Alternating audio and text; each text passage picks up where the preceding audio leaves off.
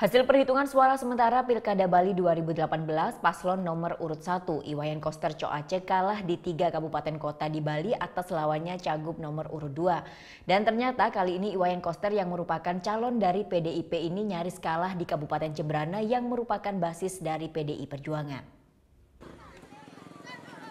Jembrana, yang merupakan basis PDI Perjuangan, nyaris kalah dalam perhelatan Pilkada Bali 2018.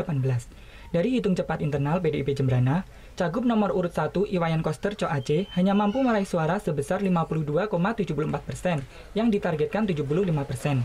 Sementara Cagup nomor urut 2, Ida Bagus Raimantra, mampu meraih suara sebesar 47,26% suara. Turunnya raihan suara PDIP di Kabupaten Jembrana ini pun membuat Ketua DPC PDIP Jembrana Kembang Hartawan pun kecewa. Dibandingkan dengan Pilkada Bali tahun 2013 silam, PDIP mampu meraup suara 60,24% suara di saat Anak Agung Pruspayoga berpasangan dengan Dewan Nyoman Sukrawan. Menurutnya, turunnya raihan suara PDIP di Jembrana ini disebabkan banyak faktor, seperti salah satunya yaitu mulai dari turunnya partisipasi pemilih yang menyalurkan hak pilih. Dan akibat turunnya raihan suara PDIP di Kabupaten Jembrana ini, Ketua DPC PDIP siap menerima sanksi dari DPD PDIP Bali.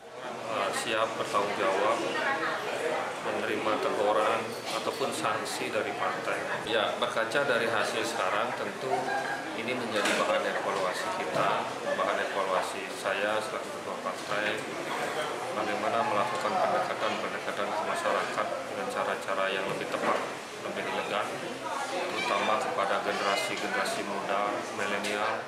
Dari pantauan hitung cepat Saiful Mujani, hasil perolehan suara sementara di Kabupaten Jembrana, paslon nomor urut 1 Iwayan Koster dan Coace memperoleh 50,41% dan paslon nomor 2 Mantra Kerta memperoleh suara 49,59%.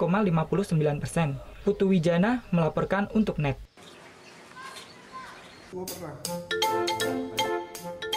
Nah, udah kan nonton beritanya? Jangan lupa di-subscribe, di-like, dan juga di-komen ya akun YouTube dari Net Bali. Terima kasih udah subscribe. Yang belum, jangan sampai lupa. Di sebelah sini nih.